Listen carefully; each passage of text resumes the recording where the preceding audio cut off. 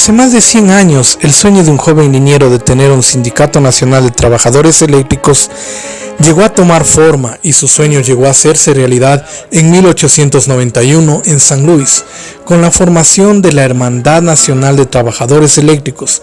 Su primer presidente, un joven liniero aún en sus tempranos 30 años de edad, llamado Henry Miller. Viudo y sin ningún vínculo familiar conocido, el ser liniero para él era su forma de vida. Viajando de ciudad en ciudad y durmiendo a las afueras de la ciudad en pensiones, Miller llegó a organizar a los electricistas a lo largo de toda una nación. Pero a pesar de haber fundado lo que hoy se conoce como uno de los sindicatos más grandes de trabajadores eléctricos, poco conocemos acerca de Henry Miller y su trágica vida, la cual terminó 4 años después de haber formado el sindicato.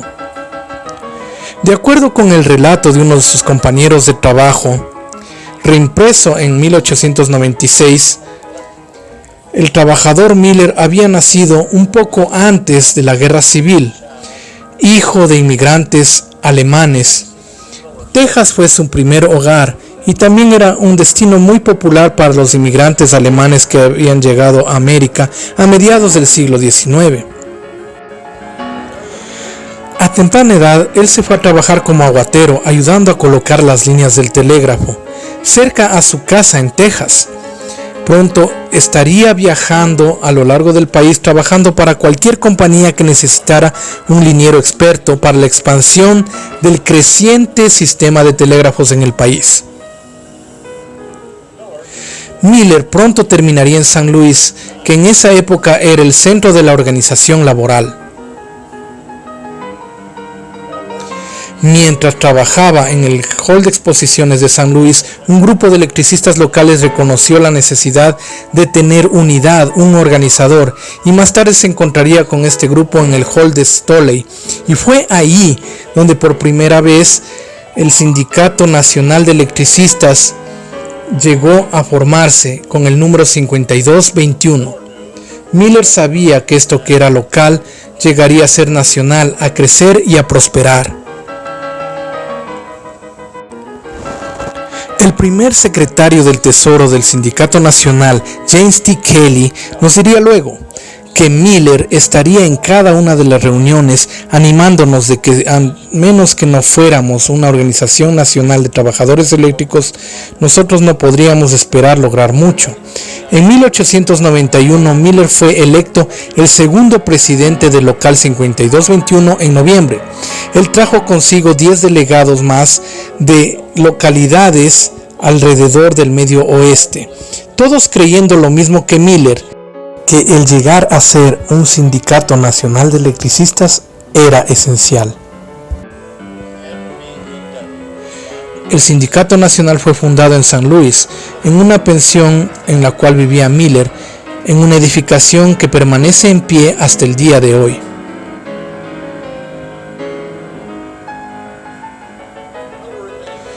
Miller continuó siendo presidente del Sindicato Nacional hasta 1894, después del pánico financiero de 1893 que devastó la economía y el movimiento laboral. Y aunque Miller ya no era más un miembro central del sindicato, él continuaba en conversaciones con ellos en cualquier lugar donde se encontrara trabajando. Su último trabajo tomó lugar en Washington, D.C., trabajando para la compañía electrificadora de iluminación Potomac. Nos encontramos aquí en la intersección de la 36 y Newark en Northwest, y fue aquí, en este bloque entre Wisconsin y la 36, donde nosotros creemos que Henry Miller se cayó. Una noche, mientras trataba de restaurar la energía después de una tormenta en un lugar privilegiado de la ciudad, Miller llegó a tener contacto con un cable de energía viva. Mientras él tenía que examinar todas las lámparas del circuito tratando de descubrir dónde estaba el problema obvio, y si él no lo encontraba, él regresaba a reexaminarlas una por una, para ver dónde estaba el problema. Las lámparas de arco estaban en postes muy altos, porque ellas proyectaban una gran cantidad de luz. Así que él puso su escalera de 10 metros, la inclinó contra el poste y subió para trabajar sobre ellas.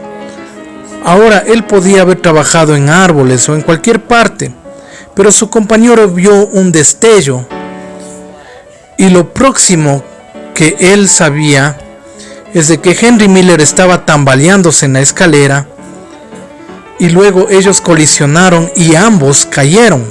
Henry Miller no perdió el conocimiento, solo se quejaba de un fuerte dolor en la espalda. Aún consciente pero herido, Miller fue cargado en el tranvía de Georgetown viajando hacia Thaneland Road, más conocido como Wisconsin Avenue, de regreso a la casa pensión en la calle M donde él vivía. El doctor lo puso en la cama, pero no creía que estaba muy mal, así que lo chequeó la próxima mañana y Henry Miller no había perdido el conocimiento hasta las 4 de la mañana, cuando él entró en coma y luego de convulsiones llegó su muerte a las 4:30. Sin una aparente familia, la compañía de energía e iluminación Potomac se aseguró de que Henry Miller tuviera un funeral apropiado.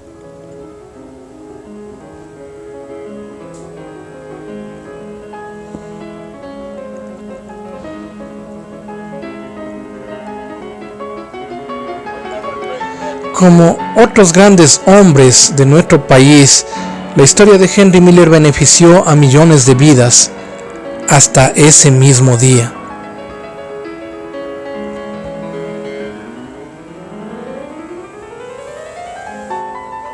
Henry Miller, nuestro fundador, primer presidente, colega y hermano.